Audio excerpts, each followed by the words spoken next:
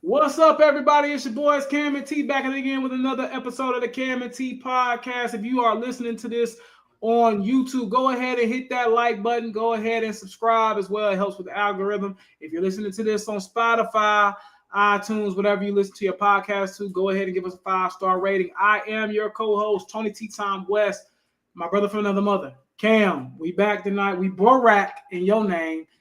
How you doing tonight, bro? I'm good, man. I'm good. We Barat. You already know how it's about to go. Yup. Got a good show. I'm excited for this one, man. How about you? What you I'm got going good, man. on? I really can't complain. I'm excited to be back on Tuesdays this week. I know last week we was a day early. So I'm glad to be back. I'm glad to be back on the pod. Glad to be back at it again. And yeah, it's gonna be a good show, man. We got a lot in store. It's a lot going on right now in sports. I think yesterday was like the what they call like the sports equinox when like Yeah, the MLB was playing, the NFL was playing, NBA was playing, and hockey was playing. So that's all four of the major sports, at least in America. Those are the four major sports. So that was kind of cool to see. I know the Dodgers are up 2-1 right now in the series, but it was cool to see, all the sports going on. I always say the end of October. October is always my favorite time of year because everything's going on. Like college basketball about to kick off. I'm really excited to see what my UCLA boys gonna do this year. So yeah, we full in blast. Football season is fully kicked off. College football halfway over. It's like 4 games left crazy. already. Crazy, So ain't it? stuff is flying, man. So let's get into it. Without further ado, tonight we're gonna have a wide slate of stuff. We'll hop on some NFL and some college football stuff first, and then probably the back end of the pod is going to be mostly about the NBA. First week, the NBA has been absolutely insane, including the gambling scandal situation that's going on. It's just a lot going on. So we're gonna have a really good time with that. It's gonna be a really good show. So y'all stay tapped in. Let me go ahead and look at the comment section. We got Denzel coming in already. What's up, fellas? Shout out to Denzel, man, for popping in here. Yo, And let's have a good time tonight, man. We're gonna have a good time, and we're gonna tap in. So let's kick it off with probably the biggest news in sports. Something going on. Wait a minute. Okay, there we go. My bad, y'all. Something was happening on my side, but anyway, the biggest news in sports, or at least in college football right now, is Brian Kelly being fired from LSU. I mean, we seen a super surprising firing in James Franklin a few weeks ago, but this one is kind of crazy too because I think LSU is like a top 3 job in all of college football, in my personal opinion. I think it's like up there with some of the best jobs you can have in college football. Brian Kelly gets fired after 3 or 4 seasons. He's out. And now, LSU is also jumping into this crazy coaching search with Florida available, with Penn State available, with Virginia Tech available, of big schools right now are available. So again, Cam, I just kind of want to get your take on it. How do you feel about all this and all? Like, how do you feel about the Brian Kelly getting fired? Let me say that. And then how do you feel about all these big time coaching openings as well? yeah. Because I mean, I we I ain't never think really seen it like this. no, definitely not. Man, I'm no fan of Brian Kelly at all. I really don't like him.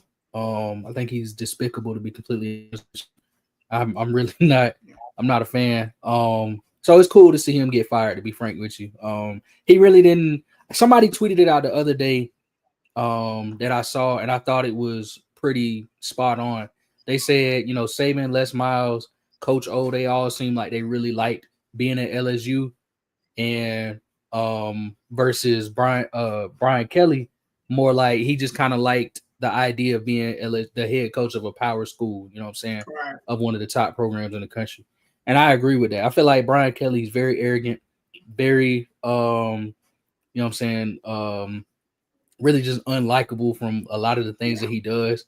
So, it's kind of fitting that it kind of ended like this, Yeah.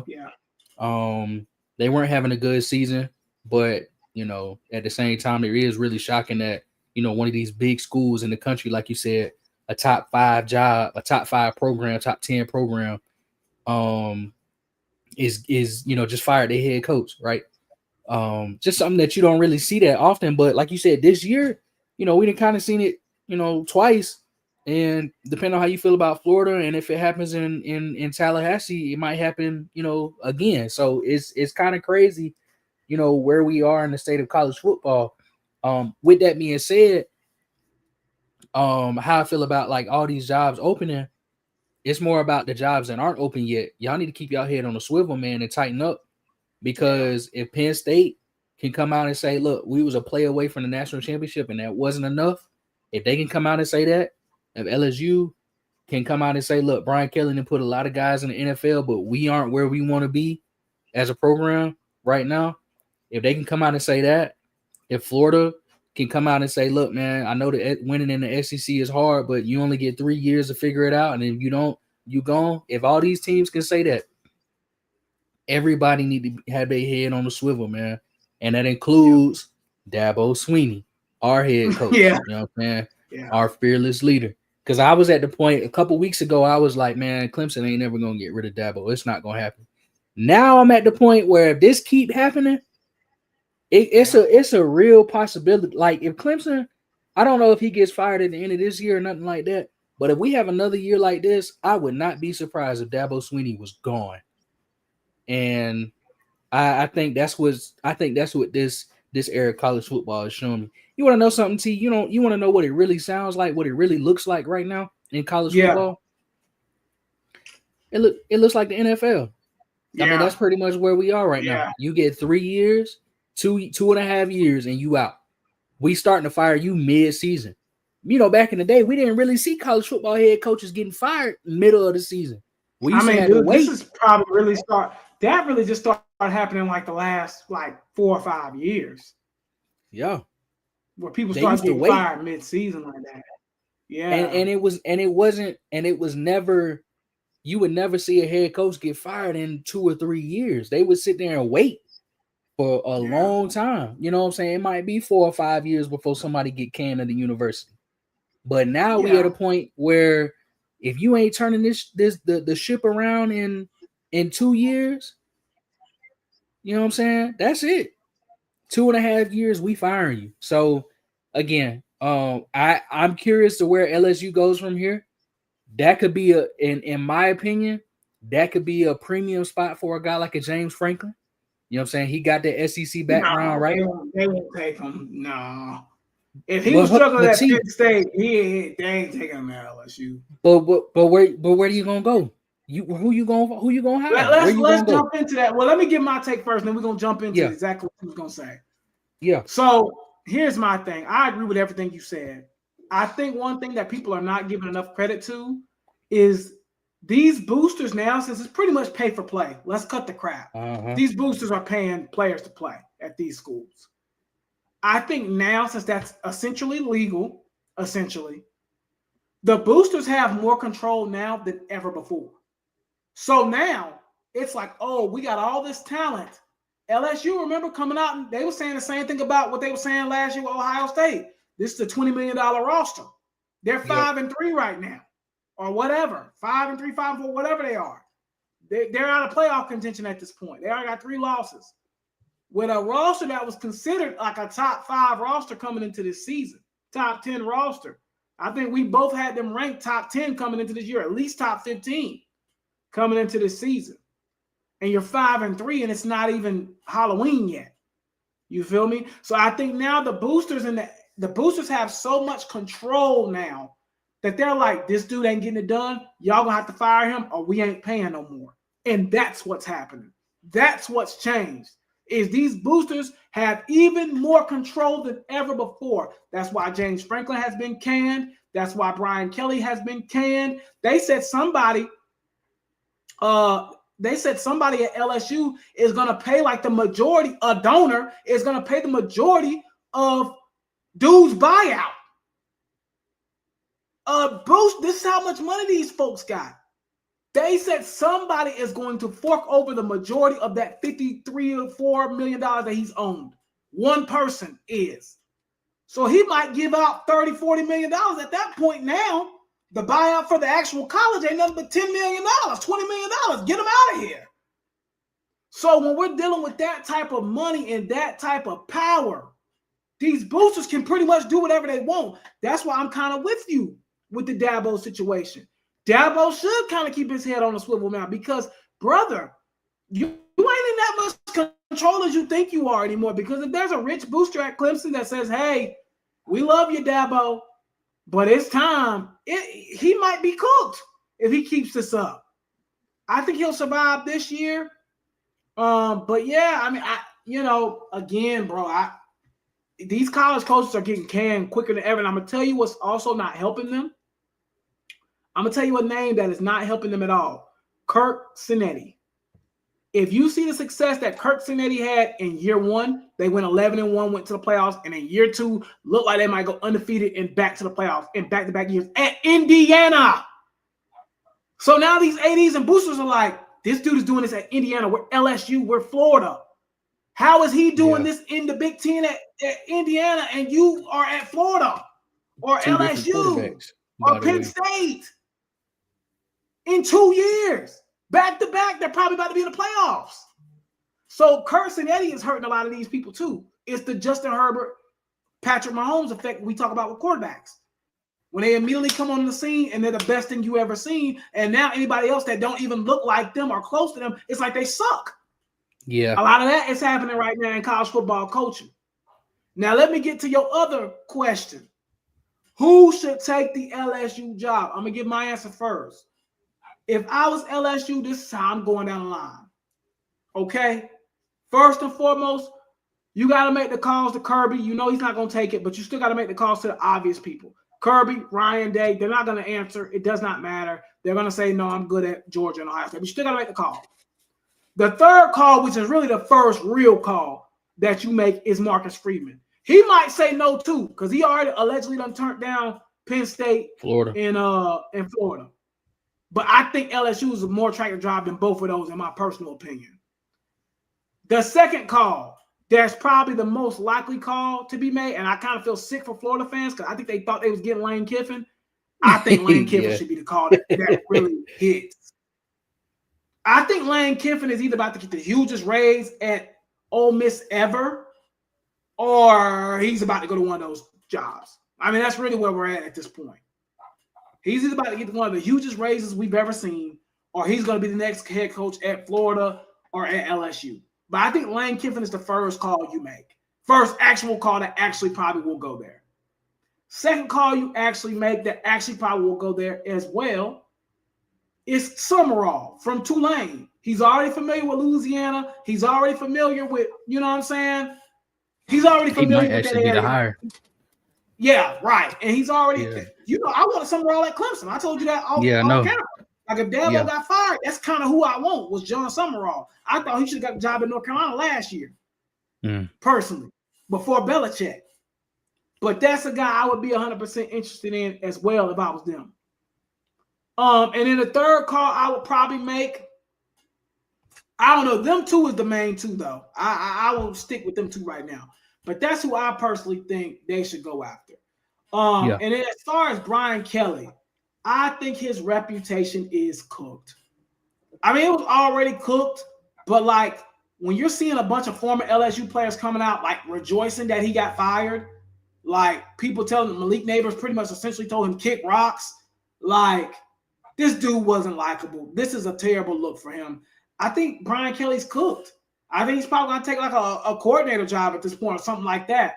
I don't even know. I don't know if he's going to get another head coaching gig. I do think Brian Kelly is a good coach, though. Let me make this clear.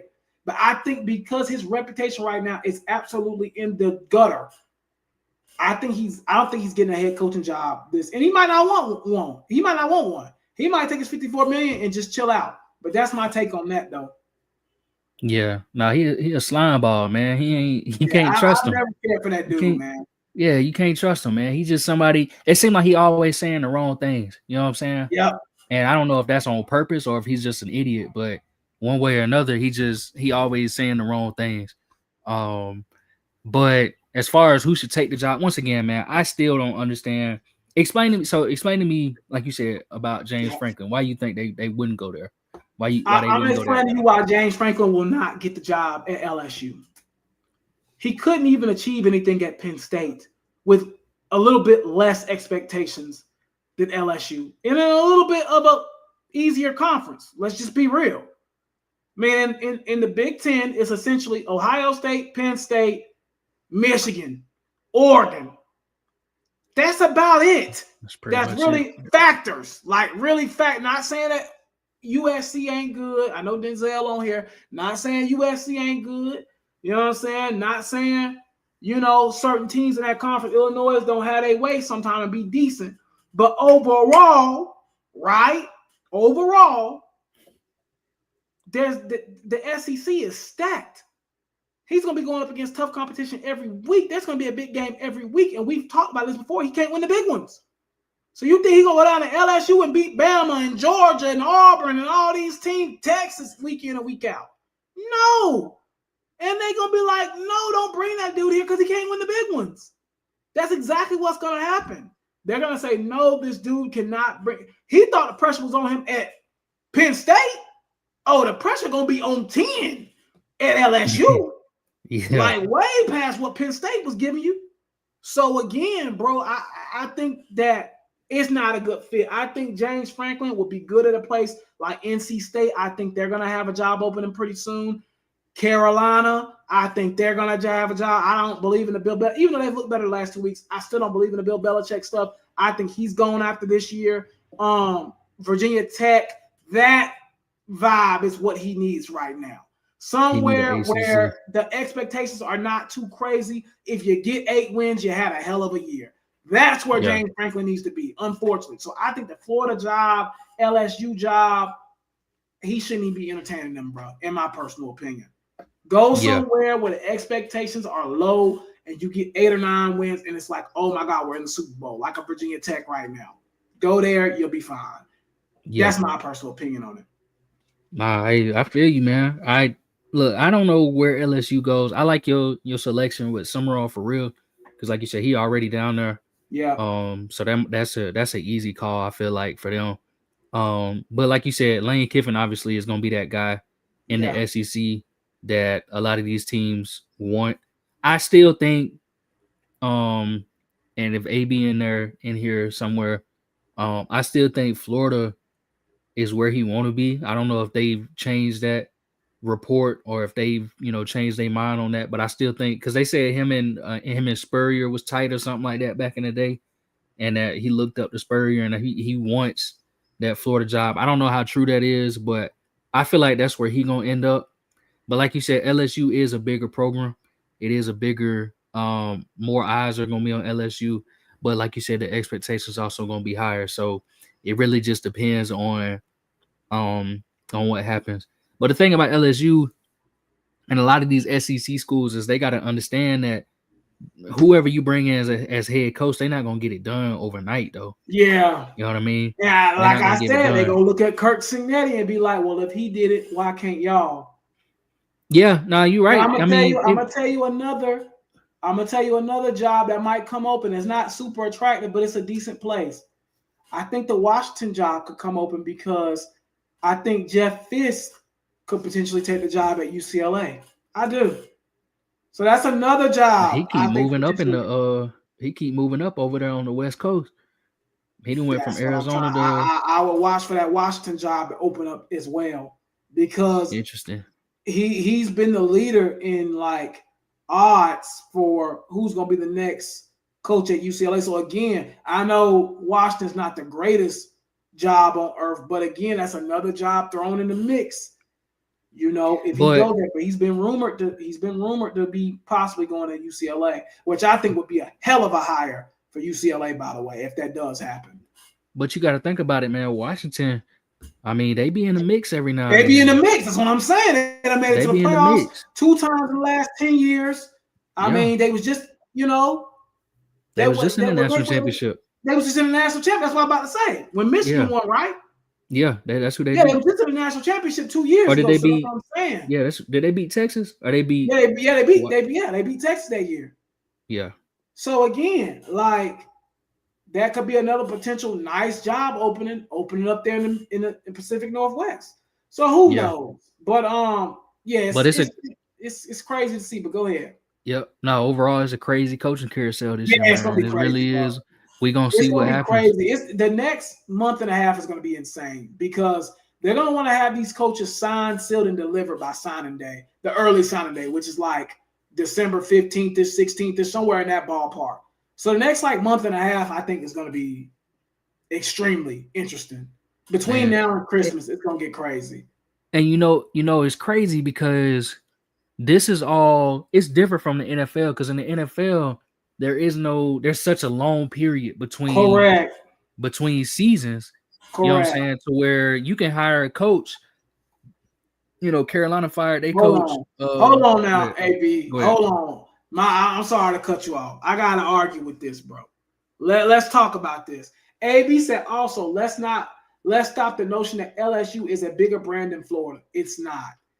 I'm gonna say this, Cameron. I'll ask you, and then we'll move on. And matter of fact, finish what you were saying. I ain't even mean to cut you off. Finish what you were saying. I'm sorry. No, you good. You good. I was just saying, there's just a longer time between, the season, the off season and the start of the season in the NFL. Well, really the draft season in the NFL that you can have 3 months between, you give a coach 3 months before they what's it called? Before they even start the process of next season. Correct. But in the college football, I mean, soon as your season ends, you got to get, like you said, you got to start the recruiting trail. I mean, that's a long process. The college football season, for a head coach, it really don't end. It never ends. It never ends. They don't really get no off season. They can't go to no Cancun or nothing like that because they gotta recruit. So yeah, that's a good point that you made there about. Well, let me get back to this. Let me get back to what AB said. AB said also, let's stop the notion that LSU is a bigger brand than Florida. It's not. Then he said, I'm gonna let y'all in on a secret, Brian, which I believe I want to make this clear. AB covers Florida. So it's not like he just talking out his ass. I do believe him when he says this. He said, I'm gonna let y'all in on a secret. Brian Kelly begged Florida for the job, and we told him no. He said it on LSU. That's how you know which brand is bigger. Here's what I'll ask you, AB. Where do you think it's easier to actually win at? LSU or Florida? Hear me out. We actually have evidence of this, chat. So let's hear this out. Cam, you want to know the only school besides Alabama, Ohio State, and I believe Georgia that has had several different coaches win several different national championships in this millennium since 2000. There's only 3 schools that have did it. All right, I got it. So Alabama, actually, it's only 3 schools that have did it. And since 2000, that have won a championship with multiple head coaches. With multiple different head coaches. So LSU just won, obviously. Correct. Because Saban and Les Miles or Ed O got one. Correct. Alabama, no, that's all Saban, right? That's since all Y2K. Saban. Correct. It's 3 schools. Actually, there's only 2. There's only 2 schools. Who the other? The other school is Ohio State. Oh, because Urban and Ryan Day. And Ryan Day. Correct. That's right. Those are the only 2 schools to do in the last 25 years, chat, that have won multiple national championships with different coaches. LSU and Ohio State. That's it. That's literally the list in the last 25 years. So again, I think to me, I'm going to take the job where I'm the only big college Tulane ain't on the same level as LSU. Let's just be real. I'm the only Power 4 college in this state that's loaded with talent, by the way. Louisiana is loaded. Look at the NFL. Jamar Chase, Justin Jefferson. Loaded. Loaded with talent. Loaded with money. I just told y'all one of the donors just said they'll pay the whole thing or most of the buyout for dude. So again, when you look at it like that, and they've been able to win national championships with several different coaches, to me, it's not a question. I'm taking the LSU job all day over Florida, without a doubt. That's a fact. Can I ask? That's just what I believe. Can I ask this, AB? How much of that is Brian Kelly thinking that the brand was bigger at Florida, or that it was the expectation was lower at Florida? Bingo. You know what I'm saying? You gotta consider that as well. I'm just asking because again, this is a slime ball we talking about. You know what That's I'm a saying? fact. I mean, he couldn't. Because And my thing is, Florida, I'm gonna be honest, Cam. At Florida, if he would have got them 10 wins into the playoffs every year, they probably would have took that. Even if they didn't win a national championship, they would have took that. Yeah. 10 wins, get us to the playoffs every other year. We cool with that. I mean, it would have been okay with that. At LSU, especially now 12-team playoff, they should be. Yeah, the expectation is higher, man. LSU just won a chip 5 years ago. You know what I'm saying? You know what I'm saying? They won. I mean, like you said, they last couple of head coaches and then either won them a chip or got them there. And Brian Kelly ain't even got them there. Because Les Miles, they went there when they faced Saban that year and lost. Correct. You remember they played each other like 2 or 3 times that year. Yep, and that was that championship was like 9-6. It was nasty. Yeah, it was a low scoring game. Yeah.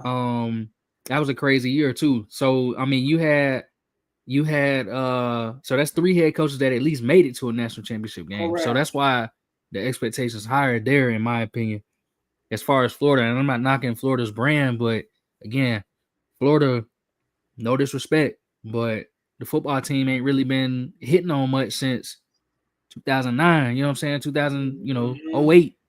Yeah. You know, so I just there is. I mean, we going on. That's almost 20 years now. Correct. It's crazy to say, but that's almost 20 years.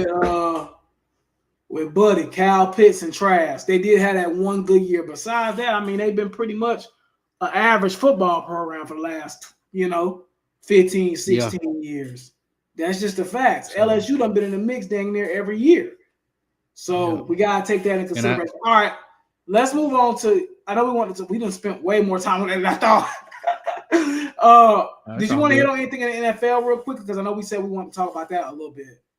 Yeah, man. A couple of things I wanted to talk about. So, obviously, we got to talk about the Panthers in the game on Sunday. Did you watch it? Did you see it? I turned it off at like before halftime. It was terrible, bro. Any dog was absolute dog crap. I had to stop watching. It was terrible. Yeah. And I'm tired of this whole Chuba and Rico situation. Like, I love Chuba. I'm a fan of Chuba. I still like Chuba. It's clear as day, man. Rico's the better running back right now. Play the better running back. Like, seriously. Yeah. Actually, it might ain't nobody saying cut him. Yeah, ain't nobody saying cut Chuba. He can kind of take a little bit of a load off. We just paid him, so he ain't going nowhere. Exactly. He can put a little load off this year. Chill out. You already got paid. Yep. Chill out. That saves the wear on his tire for next year when the Panthers are going to actually need him probably again heavily. So because somebody going to probably toss a little bag at Rico to the ground. I'd be giving Rico like 80% of the carries at this point. Yep, I would too. Because you already have the long-term investment in Chuba. He's not going nowhere with that contract, brother. You got 3 long-term investments because you got two. Exactly. You got what's it called? Trevor Etienne and Jonathan Brooks behind him. So you still don't know about him. So yeah, at this point, man, I would run Rico into the ground. He'd be getting 80% of the touches, 70% of the touches that we want to me. But yeah, Andy Dalton sucks. That's all. That's all. That's it. I mean, that's and the Panthers run defense went right back to crap creek. But I'm not really that surprised. With Josh Allen and James Cook's having a tremendous year, so I'm not really that surprised. Exactly. And that's all I really got from Panthers. Yeah, same here. Ain't that much that need to be said. Panthers fans don't harp too much on it because that ain't gonna happen. This is the one thing I want to say. Actually, it's good to know that. Well, this is obviously with Bryce Young, but it's good to know that this won't be happening every single week. You know what I'm saying? I think Bryce Young earned a tremendous respect from me even this weekend. I was like, okay. Yeah, Bryce Young is better than I've given him credit for. Yeah, it's different. It's way different. Yeah. And again, Dalton could just be. I mean, he is the worst. To me, he the worst thing in the league right now. Oh yeah. Out of all the QB play that we've seen this year, I don't think anybody's been worse than Andy Dalton. Man. Just in one game. I turned that junk off after halftime. He was terrible. I couldn't. 4 turnovers, 7 total sacks, and I believe probably 4 of them sacks was on him. So again, it was an awful performance. But I'm with you when you say you gotta switch and go to Rico heavy as far as running backs. I liked I think when you look at the Panthers schedule this year, it's still pretty decent. I mean, it's not easy by any means, but it's not particularly tough either. Yeah. So with Bryce Young, I feel like the Panthers could actually be in every game. it don't matter who they play next Sunday, they're gonna lose because it's the Green Bay Packers. And I don't think we in that tier yet.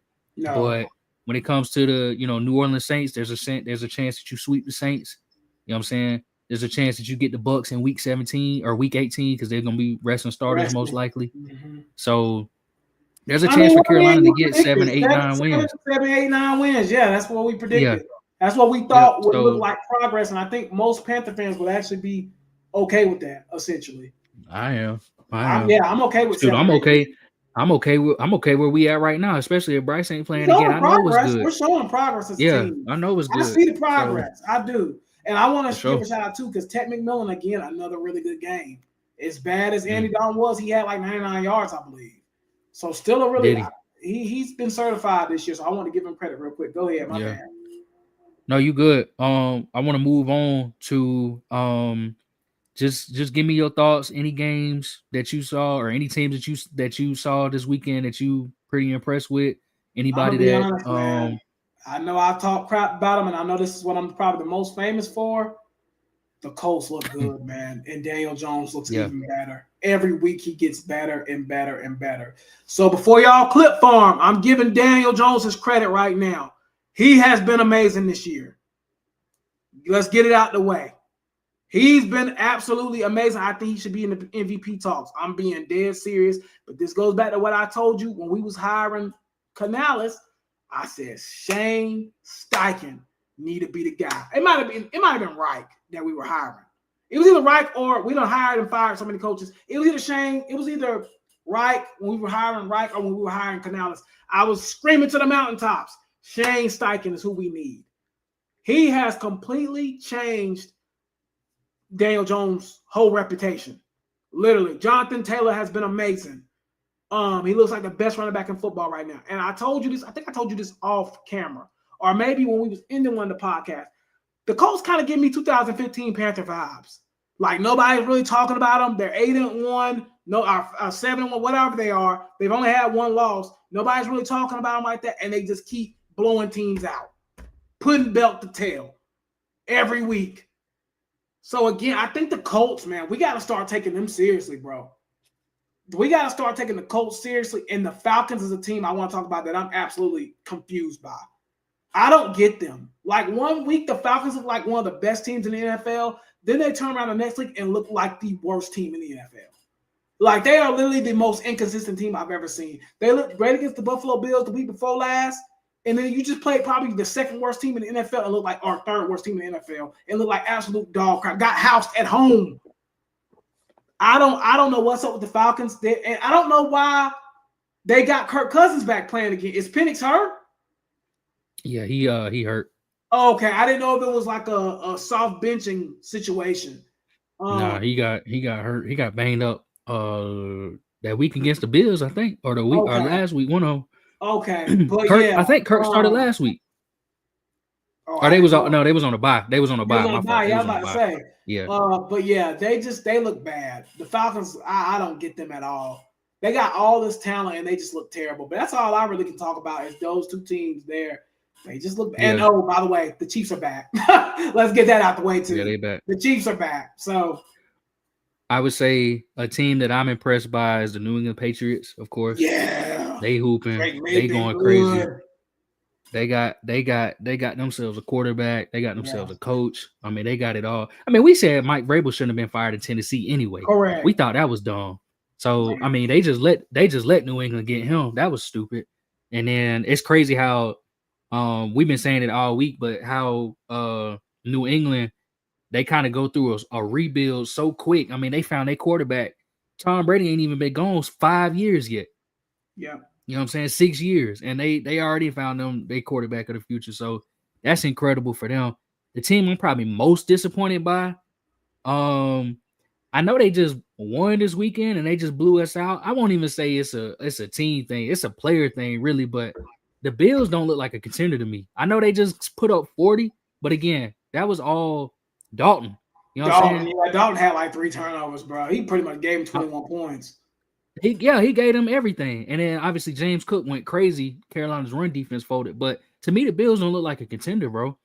You know what I'm saying? Like you said, they just got smoked by the Falcons a couple weeks ago, and the Falcons then got smoked just got smoked by the Miami Dolphins. Yeah. So I know it's a week-to-week league, but I'm really not impressed by the Buffalo Bills. They don't really look good defensively. Again, I know that what they just did to Carolina, but y'all got to understand that was Andy Dalton that threw that game. I mean, the FBI need to investigate him because that was awful. You know what I'm saying? Like, it was some things that he was doing. You tell me he need to be up there with Terry Rozier and them boys, exactly. And speaking of that, we can roll right into that right now if you want to. Let's go ahead and just jump right on into it, man. Yeah. Let's go ahead and jump right on into it. Let's go ahead then. Let's go ahead and jump into the NBA gambling scandal. Let's get into that first, and then we'll get into the fun stuff about the NBA's first week. Because the NBA first week has been great. I'm not gonna lie. So obviously, what was that? That was last when the boys got arrested. That was last what? That was opening night. When that last Tuesday? That was last Tuesday, I think. It was last Tuesday. Yeah, it was opening night. That's right. It was last Tuesday. You're right. Chauncey Billups arrested. Terry Rozier arrested. Damon Jones arrested. Because you're right. We hadn't got talked about this because we potted the day before. On Monday, yep. So all three, Terry Rozier was arrested for allegedly playing hurt when he was in Charlotte back in 2023. Right? Played hurt, and then they, you know what I'm saying? They pretty much set him out. Right? The funny thing about that is the NBA, which I'm gonna get into this more in a minute. The NBA, or not the NBA, the booking agencies and the booking people like Prize Picks and all, they warned him like, this seems a little risky. This seems a little weird. Like when it happened, NBA tried to sweep it under the rug, allegedly, from what Brian Windhorst said. Yeah. Damon Jones was a coach. Who was he coaching for, Cam? Was he coaching I didn't even know. Was he with the Lakers? Because he was saying something about LeBron not playing. I'm about to say it had to be with the let me see. Because Damon Jones was allegedly saying LeBron not playing, so we probably gonna lose. Back in 2018, Cleveland. So Cleveland. Was that the last place he coached at? Yeah, that's what it say. Okay. So Damon Jones LeBron wasn't still there though, was he? Here, you want me to read? I'll read let me read a couple things. I'm gonna read what you was talking about Damon Jones first while you on that point. Yeah. So it says so Damon Jones was charged for his alleged role in influencing bets on 2 other games and alleged to have shared privileged information about players' injury before the 2 Los Angeles Lakers games in 23 and 24. Let's see. So I'm guessing what happened was, God, they had it on. Let me go look. Go ahead. Keep talking though. You were saying and so let's talk about Chauncey Billups. Because I think that might be the most compromising of them all. Chauncey Billups was telling folks, we tanking, which is already kind of frowned upon, even though we know what happens. We tanking, so we ain't going to play this dude that much or this dude that much. And they taking they unders, which is crazy that coaches are also involved. And I'm going to say something else too. We know referees got to be involved in this too as well, right? Yeah, that's not making sense how all these coaches and all that. Refs is on this too probably somewhere. We won't get no deeper into that, but I'm pretty sure they have to. Everybody, I'm not surprised. Everybody trying to make an extra buck. So I get it. I ain't even knocking y'all for it. What? Get your money, bro. I don't care. You feel me? Like, do what you gotta do, but I'm telling y'all what's going on. Let me give my take on this first, Cam. Well, hold on. You forgot too about Chauncey Billups with the Mafia. Oh, they did say something about he was with the mob, right? He was working with the Mafia, illegal poker games. See, that was part of it. But we got poker and the gambling stuff going on with Chauncey and the gambling. Oh, and Damon Jones too, apparently. So I wonder I almost wonder now was the people investigating that crime mob or whatever, and they stumbled upon the gambling stuff. I wonder did that happen. I got you right here. So it says Billups is charged in a separate indictment alleging a wide-ranging scheme to rig underground poker games that were backed by mafia families, authorities said. The defendants are accused of using technology. Did you see what technology they was using? Yeah, they had the glasses where they could see through people's cards and stuff, right? Yeah, I did. X-ray glasses. The defendants are accused of using technology to steal millions from victims in the New York area. Also, though Billups wasn't named in the sports betting indictment at first, the description of a co-conspirator who allegedly told a bettor that a number of Trailblazers players would miss a March 2023 game had a playing and coaching career that matches Billups. Which was co-conspirator 8, right? I think it was saying something like that. Something like that. So Billups and Rozier have been indicted on charges of wire fraud, conspiracy, and money laundering. And then I wanted to pull up. It was something else that said. So they both. I mean, this is sick, man. They got arrested. It's not like they just got suspended. They got arrested. Like this is. My thing is this though, bro. And this is what I'm not understanding, bro. And maybe it's just me being a civilian. Why would you want to do business with the mob? You know what they do. Like if one of your players go over and you done told him he gonna get less, your mama about to be found in a concrete ditch. What you doing? Like I would be like, oh no, bro, we good. Like, mom, if y'all watching this, I ain't got no problem with y'all. I wish y'all nothing but the best, brother. Y'all ain't doing no crime to me, so I don't care. But I don't want no dealing with you either. Why would I get up there and be like, oh yeah, let me do business with the mob? Nothing's gonna end out well because as soon as you mess up, you're gonna be wearing concrete shoes in the middle of the Atlantic Ocean, dead. Cause you fooling with them folks. Come on, semen in your bro. semen in your drawers. When I heard the mob part, I was kind of shocked. Yeah. Yeah. With the mafia with the like, really? Are y'all stupid? Yeah, with the X-ray glasses would take me out because that's crazy. They was going crazy. Yeah, that's nasty. Listen, the boys came ready, bro. Let me read this part about Damon Jones as well, so we can get the full story. Yeah. So Damon Jones, he who played and coached for the Cavaliers and worked as an unofficial assistant coach for the Lakers. There you go. So it was unofficial. That's why I couldn't see it on Wikipedia. Okay. During the 2022-23 season, he allegedly sold inside information to bettors, according to the indictment. He had a close relationship with a prominent NBA player during his time with the Cavs and the Lakers, and had access to insider information. Through that relationship. It doesn't name the player, but a source told ESPN's Dave McMenamin that it was LeBron. And then before a Lakers game against the Bucks on February 9th, 2023. So all of this happened 2.5 years ago. You know what I'm saying? Almost 3 years ago. Jones texted a co-conspirator to get a big bet on Milwaukee tonight because the prominent player was out. James did not play in that game, and it was a Lakers loss. LeBron was unaware, of course, and he has not been accused of any wrongdoing. There you go. A month later, a defendant referred to as co-conspirator 8 allegedly told a bettor that the Trailblazers would be tanking, and that several of their best players would not be playing in March of 2023 game against the Chicago Bulls. 4 of their starters did not play, and the Blazers lost by 28. Co-conspirator 8 was not named, but he was described in a manner that matches Chauncey Billups. Yep.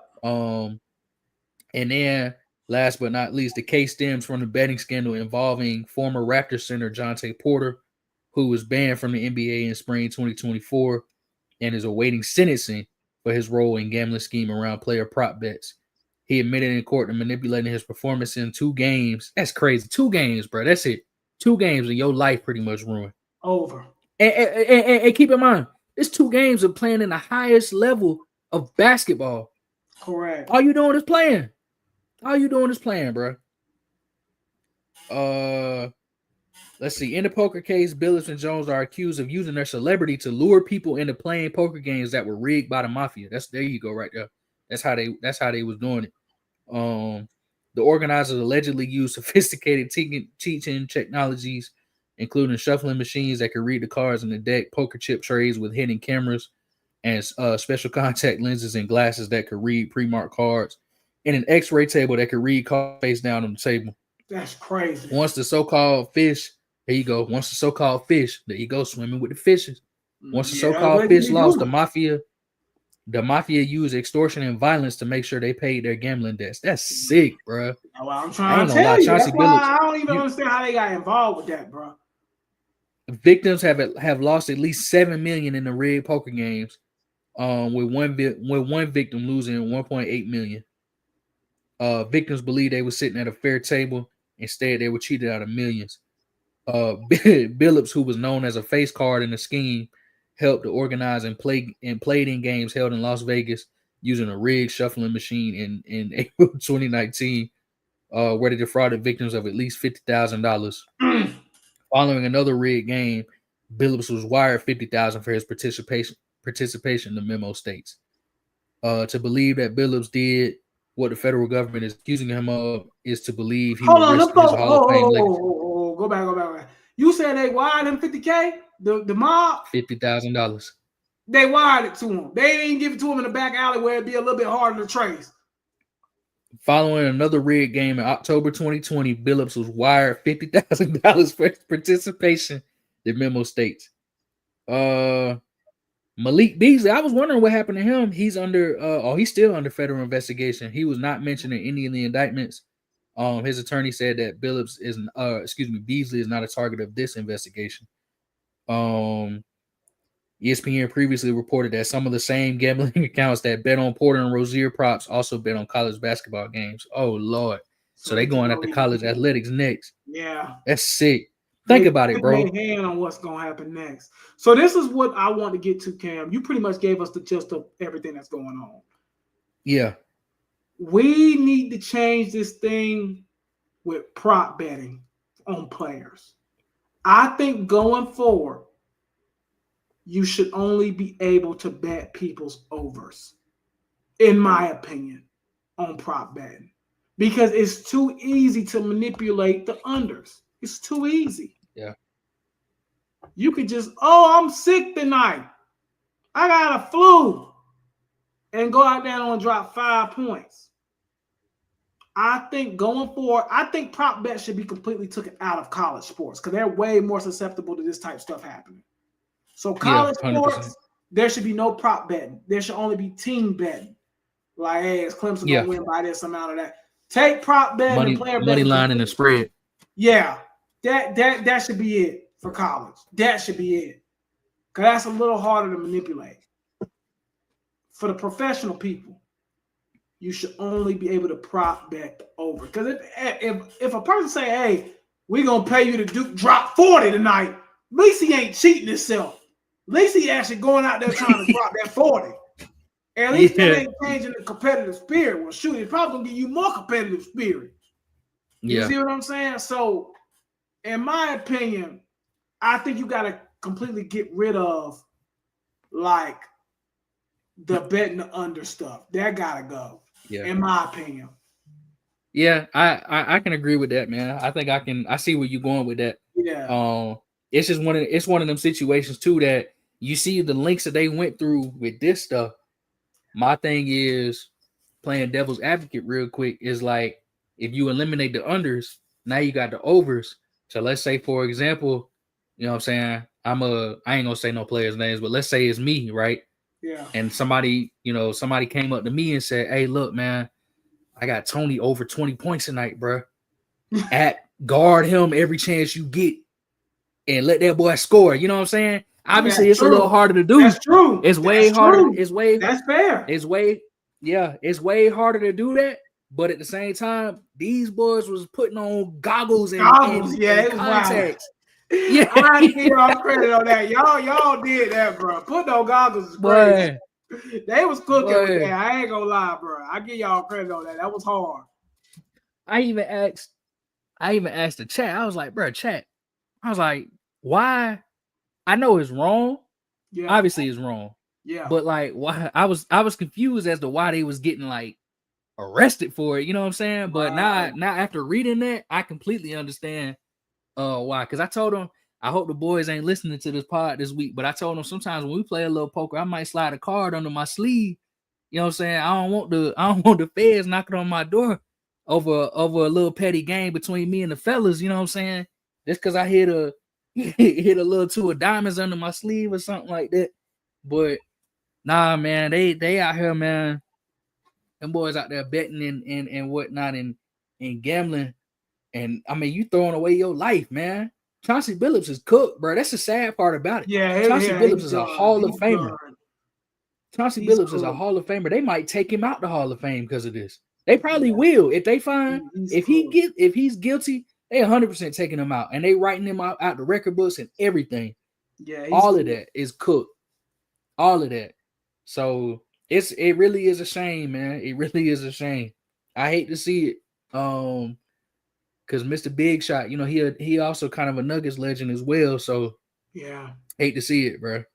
Yeah, it ain't looking good, bro. It ain't looking good. A couple of things breaking as we are in the podcast. Couple of football things. The Patriots are trading. They doing a couple of trades right now. That's what I was just looking at my phone. The Patriots are trading safety Cal Duggar to the Steelers. That just happened. That's coming from Jordan Schwartz as of right now. And then about 20 minutes ago, Keon White from the Patriots as well got traded to the 49ers. So that was about 30 minutes ago. So what is he? He's a DN. What position he play? DN. Okay. So there's some moving things happening right now in the world of NFL. So I did want to bring that up real quickly before we move forward. Yeah. Now let's get into the actual basketball this week. Now I'm kind of gonna let you take over at this point. What you think of the first week of the NBA, man? I'm gonna let you get at it. Man, you missed out, bro. I know you said you watched a couple games, but I haven't been watching all. I watched a few, but not all of them. Every team is hooping, man. I mean, everybody doing something somewhere.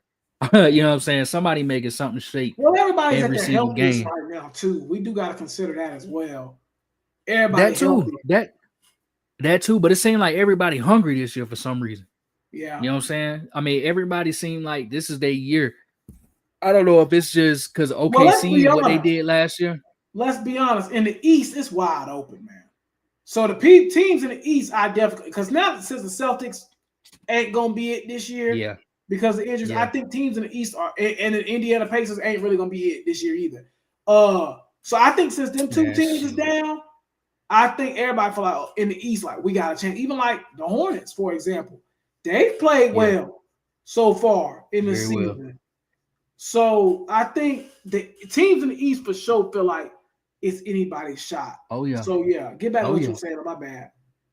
No, you good, bro. You right. I mean, that's probably what it is. Because like you said, I mean, shoot, I ain't gonna lie though. I was impressed by the Pacers. I mean, they look good without Halliburton. To be frank with you, it was kind of made me think if he was there, they probably be they might have slicked one the chip last year because you know they were cooking in Game 7. He was cooking before he tore that Achilles pop. So this could be a whole different league we talking about if they had you know what I'm saying, if he finished that game. But regardless, man. First and foremost, I want to give a major shout out to NBC. I thought their presentation has been very good. I did watch the NBC stuff last week because I wanted to see how it was going to be. NBC is meant for basketball. I'm glad it's back. Yeah, it looks good on NBC. And one thing I like about NBC is they actually like the sport. They love the sport. You can see it. You can see how they talk about it. It's no agendas or nothing like that. Correct. You know what I'm saying? They got it going on NBC, so I'm excited about that. Prime got it going on too. I don't know if you know that, but I haven't NBA's seen a on Prime now. Yet. I ain't seen a Prime yet. The NBA is on Prime now, and they doing a really good job. So I'm impressed by that. Obviously ESPN still, you know, the still got some NBA, but they broadcast is really not even.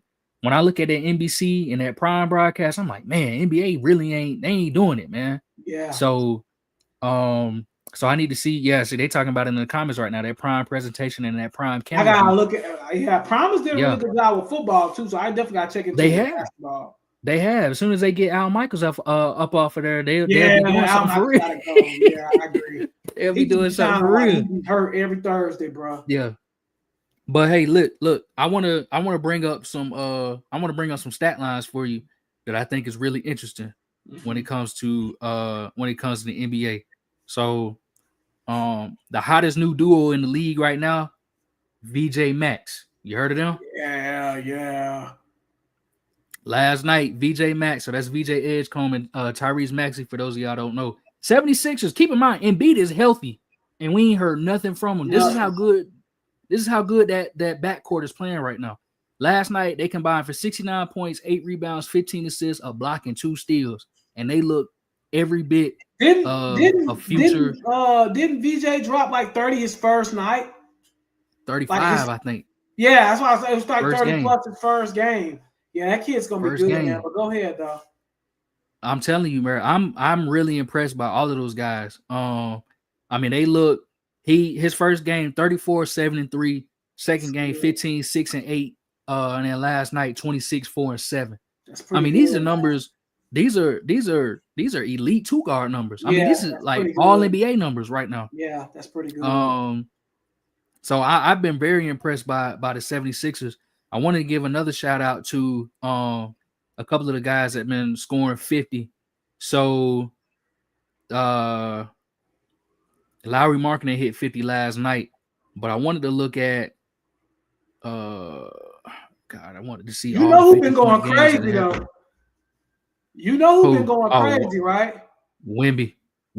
Him too, but it's another one you missing. Last 2 games he's been going nuts. Austin Reeves, bro. He was a 50 burger. He hit 51. Beast, yeah. And then last night he put up like what, 38, 30 something, 30 plus. He been going crazy. He hit 40 again. 40, yeah, 40. That's what I thought. Yeah. He been going crazy. So this year so far, Shai Gilgeous hit 50. He hit 55. Austin Reeves hit 51. Aaron Gordon hit 50. And Lowry hit 50. Yeah. So last night Jamal Murray had 43. Who hit 50? Lauri Markkanen had 51. Oh, Lauri Markkanen. Okay, got you. Aaron Gordon hit 50. Yeah, that's shocking too. Go ahead. Yeah. Austin Reeves hit 51 and Shai Gilgeous hit 55. Mm-hmm. Utah playing very good basketball. I mean, there's a lot of good teams out here, man. And again, I forget who said it last night, but I think it was the NBC broadcast. I think it was T-Mac. He said that it could just be because of these young teams.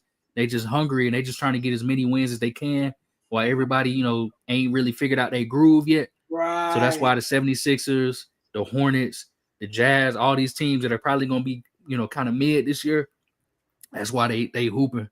But the Clippers I know they 2-1 right now, but that first game was awful. For them against the Jazz. That was embarrassing. Yeah. That was embarrassing. I've been very impressed by the Warriors with they old behinds. I tell you. You said it was gonna be. You said it. You said it was gonna be good. Still got it, bro. Let me see who else hooping this year, man. Obviously, OKC is undefeated. Yeah. So they having a good season. Oh, San Antonio Spurs, man. I seen the stat earlier today. There's only one team in the NBA that hasn't this whole decade that hasn't won 5 games in a row, and that's the Spurs, which is kind of crazy. But they have a chance either tonight or tomorrow to go 5-0. So San Antonio Spurs, in my opinion, Victor Wembanyama has been the best player in the NBA so far this season. He's been incredible on both ends of the floor. So I've been very impressed overall with a lot of teams in the NBA. My Nuggets, man, I really, really like what we looking like, to be honest with you. Mm-hmm. I love our bench. I need to see more from Cam Johnson. He's been, pretty bad for us, to be honest with you. Everybody else has looked pretty good. Jokic is he's slowing down a little bit. He looked a little out of shape to start the season, but I mean, he got 3 straight triple doubles. You can't really ask for more than that. Jamal Murray hooping though, he averaging 30 right now on 50, 40, 90. He going crazy. So I'm really a fan of a lot of what's going on in the NBA. But AB, you brought up a good point right there. You still don't see nobody beating OKC. No. I'm not gonna lie to you, AB. I'm not gonna hold you. I see a couple teams in the West thus far throughout the first couple of games. OKC is very good at finishing games. That's one thing they're really good at because they got a bunch of guys that can defend and they got a bunch of guys that can get to the line. So I agree with you on that. But I see a lot of teams, especially in the West. I don't think the gap is really as large as it seems, though, in my opinion. I don't think the gap is really that wide. Now, you do bring up a good point, though, about OKC because they are missing a couple of players. All right, Caruso and Jalen Williams is out, so you might be right. They might actually be unstoppable because they 4-0 without them boys. But regardless, I don't know, man. I just like what I've seen across the NBA this year, man. A lot of these teams. Can I give you a team? I don't think they're going to be any good long term, but they've gotten off to a really good start in the East. The Chicago Bulls are 3-0 right now, and they've played two really good teams in Orlando and also as well the Pistons. So I'm not saying they're going to do anything like a special. I think right now they're ranked number 4 in defensive points like allowed per game. They're number 1 in like 3-point percentage per game at 26.3%. They're number 8 in rebounds. They're number 7 in defensive deficiency as well. So again, like I don't think they're going to be good or anything like that. Because offensive wise, they rank middle of the road for most of these plays. But the Bulls have been really good. Like Giddey's averaging like 19 points a game, almost 20 points a game. Like they've been pretty all right this year. So I want to give them a little bit of credit for sure. Because I definitely have them off to a 3-0 start. And honestly, shout out to the Hornets. I'm to a 2-1 star. I didn't really expect that from them. No doubt. Like you said, a lot of good teams, man. Everybody. I haven't seen nobody. I just read what AB said. I haven't seen nobody in the league that I can say, they just been extremely disappointing. Boston ain't really look good. The Hawks been extremely disappointing. Of course. We've been disappointed. But I still think y'all got a shot, man. I still think it's still early, so I ain't tripping too hard. It's we have been disappointed now. Mm-hmm. Good ball, though. Good ball. Malik said AJ Mitchell has been stepping up since Jalen Williams has been hurt. That's a fact. Yeah. That's 100% a fact. Man, they just got dudes growing on trees at this point, man. Like, they're kind of like the Chiefs. Like, they always got something in the works. Something always going to work for them. Like, that's just what it is. The Eagles. Yeah, they're like the Eagles. That's perfect. Yeah. They're like the Eagles. They always got something in the works. Their GM, Sam Presti, we talked about him on one of the podcasts last year when they won the chip. They're just set for a long time, bro. They have a system, they have a culture that works, and that's just what it is. But yeah, definitely a good week of NBA. I know you want to do the chart thing before we logged out. The grid. Yeah. Mm-hmm. So Cam's going to show us this grid, and he's going to show us how the game works real quick. Cam, I'm going to go ahead and let you do that. And let me know when I can share this thing for them, so everybody can see before we log out tonight. But again, good week of NBA. Definitely a good start to the season. I got to tap in more with that Amazon, though. Because I pay for my Amazon Prime every year, so I need to be using it. So, yeah, I definitely need to go ahead and check into that and see how that the NBA over there look. I need to check that out. I'm not going to hold you. I might actually check when the next game is for the NBA on Prime. Do they have a game like every night on there? I think Prime's just Friday. So from what I can gather, it's NBC Monday and Tuesday, ESPN Wednesday and Thursday, and Prime on Fridays. I think that's what it is. Gotcha. But I like it though because in years past, you can really. I mean, I guess you could watch NBA a couple times every day of the week if you wanted to, but it's different though now. It's like it seems like it's pretty straightforward. All right, T, can you see my screen?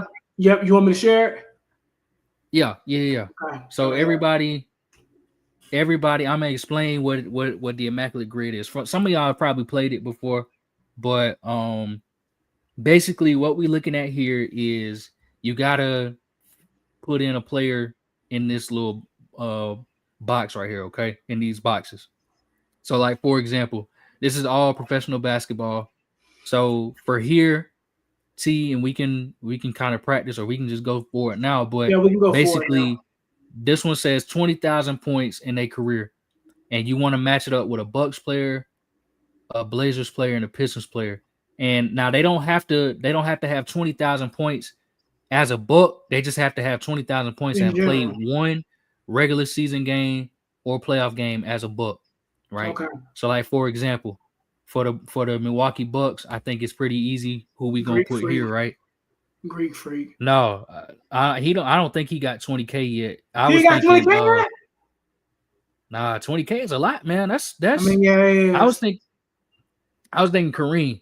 Kareem, yeah, of course you can go with Kareem. You know what I'm saying? Now, if you want to put Greek freak, now, Nah, also you only get 9 guesses, so I that means guess you got to yeah. get them Put all. Kareem, that's fine. Yeah. So, but and then the last thing, you also want to put like a you want to put a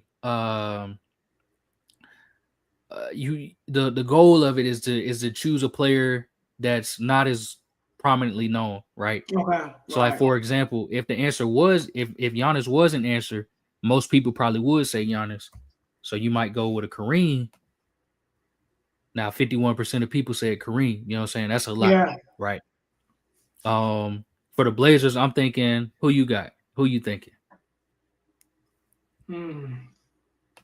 Because I'm thinking, I think you can go Dame here. Yeah, I was thinking Dame or Clyde, honestly. Yeah, I was thinking Clyde or Dame. I'm probably let's go Clyde because I think Clyde got Clyde Drexel, yeah. Yeah, I think Clyde. So yeah, 44% of people said Clyde. Now the Pistons, this one might be a little tougher.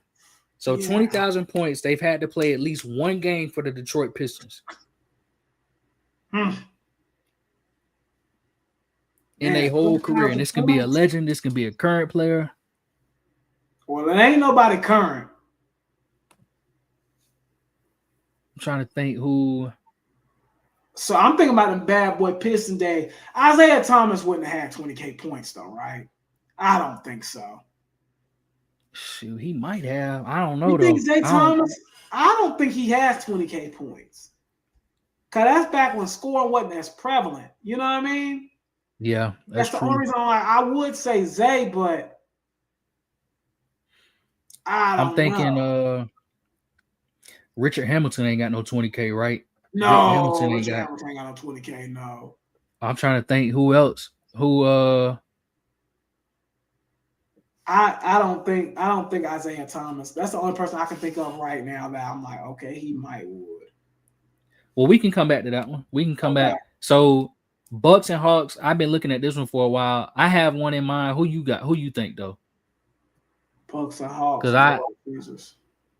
Because I was thinking about somebody. Go ahead and say yours. For time constraints, go ahead and say whatever yours is. So I'm thinking Taurean Prince. Oh yeah, Taurean Prince. Yeah. And see, only 4% of people. That's the only player. Let me go ahead and get that Brooklyn Nets and Milwaukee one because I already got that too. That's gonna be one of them Lopez twins. Now, which one I don't know. Brooke. Yeah, I think it's Brooke Lopez. Yeah, good call. Yeah. See, most people say Brooke. Yeah, I knew that for real. Nets and Blazers. Didn't Darren Williams ain't play for the Blazers though, did he? At one point. Did he?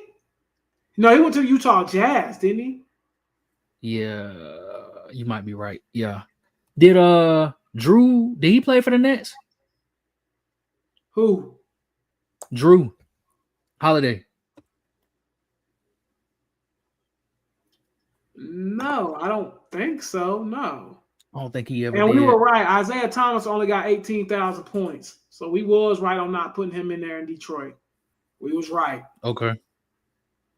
By the way, in the comments. Blazers and Hawks. Blazers and Nets. See, sometimes it can get tough because it's like... Yeah, because I'm like Blazers and Hawks. I don't know who I would even put for that. I'm trying to think. And The only player that I can think of is Carmelo, but he never played a game for the Hawks. Correct. He got traded right away. So it don't count. Blazers and Hawks, bro. Who is somebody that played for the Blazers and the Hawks? Golly. This is tough. I told you, bro. I tried to tell you. Pistons and Nets. I feel like that's somebody. Oh, I can give you somebody for Pistons and Hawks. Who? Sadiq Bey. Okay, that's a good Sadiq one. Bey played for both. I know that for a That's fact. that's a good call. That's a good Yeah. call there.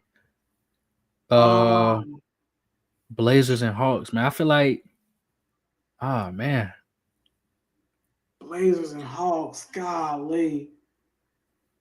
Let me think no, through I'm that. telling. Yeah, think of that Hawk spot. I'm gonna think on this. I'm trying Pistons and Nets. Where I feel like somebody, and this could be all time too.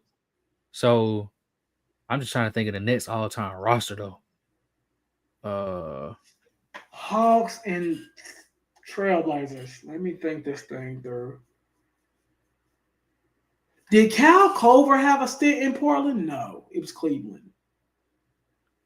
Right? Yeah, I don't think so. Okay. But now that you brought up that era, Jeff T, did he ever play for the Blazers? I don't think so. I don't think so though. He went to Jo- Indiana. Joe Joe Johnson never did, right? Joe Johnson. That's what AB said in the chat. Joe Johnson played for the Hawks and Blazers? Trailblazers. Put it in. See what happens. Because I Let's don't know why see. I'm drawing a blank on that. Come on now, No, AB. See, they you say supposed to AB. AB supposed to AB. Oh, I just saw a name. You think Joe Dumars got 20? Try it. Fuck it. Dang, we struggling, boy. Yeah, we struggling, That's tough. man. That's tough. This one tough, bro. I feel like we should get. Did AI ever play for the Pistons? Hold on now. Did he? Yeah, he did do a stint with the Pistons, didn't he? At the end, put in Al Iverson. We already messed up at this point. He did. Yep, That's there crazy. we go. That's we crazy. got that. Good call, Cam. I don't know who I would say on these other three spots. I'm not even gonna lie to you. I'm trying to think. Oh man, Pistons and Nets. I feel like that one, bro. Why am I drawing a blank? Who play on the Pistons right now? That's what you got to do. Sometimes you got to think about who on the squad. Tobias Harris. Did he ever play for the Nets? He done been around the did he? league, but I don't think so. This is tough. Man, that's the hard part, man. Trying to figure out because it's always one. It's always a box or two that'll throw you off. We got three right here though. Man, Hey, you said Joe Johnson did play for the Blazers for over a year, and he played for the Nets too. Let me look that up. Wait, I don't know, bro. Well, they said Joe Johnson didn't play. Then? Yeah, they said Joe Johnson didn't play for no Blazers. That's what it say. Let me see. And it's accurate. This is updated daily. It might be wrong, bro. I'm about to look it up. Yeah, look up Joe Johnson and see if he played for the ISO Joe. I don't remember him playing for no Joe Johnson. I don't remember him playing for no. He ain't played for no daggone Trailblazers. He ain't played for no Blazers. Come on now. AB said, I love AB, bro. He did play for Brooklyn though, but he didn't play for the Trailblazers. Dang, AB done ruined this, boy. We had it in the bag. We had it in the bag. Dude, I don't know, man. I'm drawing a blank. We're gonna have to take the L, bro. I don't know. I'm about to put I just want to know what the answer is at this point. That's the funny thing. I don't tell you that. No, you said it ain't gonna give us the answer. Don't do it. No. Nah, yeah, it ain't gonna give you the answer. No, that's the thing. I was hoping it was gonna give us the answer so I could at least see. Yeah, dude, I don't know. Because for time constraints, we ain't gonna be able to do this one. Because I can't get none of this. I can't think of nobody that played for Portland and the Knicks. And the Nets. Yeah, I can't. Bruh, did Clint Capella never played for the Blazers, right? No, Rockets and Hawks. Now he back with the Rockets, ain't he? Yeah, he back with the Rockets. So yeah, man, I feel like did what's that boy name? Bogdanovich. He never played for the Blazers, right? No. Hold on though. What about the old Bogdanovich? Did he play for New York Nets? Bohan? Or not Bohan, Bohan, but yeah. is it? No, Did he not play for for the Portland, Blazers, for though? Detroit. For Detroit. He played for the Pistons? I think he did. I'm about to look this crap up. Hold on. I know I'm not I supposed got you. to, I'm about to. I'm just kind of Yeah, I know. I do the same thing. Hold on. Bohan. Let's put the final guess in, and then we can look some up. Well, put in We got. Bohan, whatever his name is. Oh, well, you was right. I He thought did play. I think he did Yeah. play for both. I knew Hey, I wasn't tripping. that's a good catch. That's a Yeah, I knew good I wasn't catch. tripping. That's a good catch. So yeah, so we got 453, which again the goal is to get a low score. We got a high score because we had a lot of guys. We had two guys. Yeah, I see. Yeah, we had a lot of guys. But look up somebody. Anybody in the chat, y'all can look it up now. Look up somebody to play. I feel like this Blazers and Nets one's gonna be. This gonna be the one that make us mad because I feel like we should have this one. Hold on. Carmelo never played for the Nets, right? Yeah, he never played for the Nets. I feel like that's gonna be the one that's gonna make us Here are mad. players who played for Atlanta and also as well Portland. Rasheed Wallace did. Steve Smith did. Wesley Matthews did. Kent Bazemore. I should have knew that. I went to school with his freaking brother. I should have known that he did. Kent Bazemore played for I went to college with his brother, bro. It's only 43 people on here, so that's really not a whole bunch. Any stars though? Not really. Yeah, not really. Probably Lenny Wilkins and Rasheed Wallace probably the biggest two. Okay, so we not really tripping there. Yeah. We not really tripping. It just really ain't been Brooklyn, nobody. and then let me do Trailblazers and who else? That Nets. Yeah. All right, let me see. So on them, we dumb. LaMarcus Aldridge. How did we forget that? He played for the Nets? Yes, I remember he did that short stint with the Nets. You don't remember? He did No, I don't. Stretch with the Nets when they had like Harden and all them boys. He did. I remember him with the Spurs. I do not remember him with the Nets. The only one that's really big on here, even though, was LaMarcus Aldridge, Buck Williams. That's really it. The rest of these dudes is kind of just regular players. Sam Bowie on here, Seth Curry, but big names. That's really it. Like, yeah, I couldn't even think of. I didn't know LA played for them. Yeah, big names. That's really it. Jaren Jackson's dad. But yeah, that's it. Well, okay, good to know. Good to know. Yeah, that's crazy. That took a little longer than I thought, though, because that was hard. That's why I said. I told you, bro. They be them grids. Make you think a little bit, yeah. And see, it was me and you today. See, when I be doing it by myself, it take me like an hour for real. Yeah, just to even. I ain't lying. I told you that was hard though. But again, man, another good episode. We appreciate y'all. We love y'all. We thank y'all. Continue to show us love. Continue to show us. Continue supporting us, bro. We appreciate y'all as always. Cam, did you want to say anything before heading out? Nah, man. Appreciate y'all once again. Like you said, keep showing that love, man. Keep showing that love. Y'all have a happy and safe Halloween. Absolutely. Yes. Be safe. Have a good one. Have a good one. Be safe. Enjoy the candy. Y'all will be back next week. Appreciate y'all's love and support. We'll holler at y'all on the next show, man. Y'all take it easy and have a good rest of your week.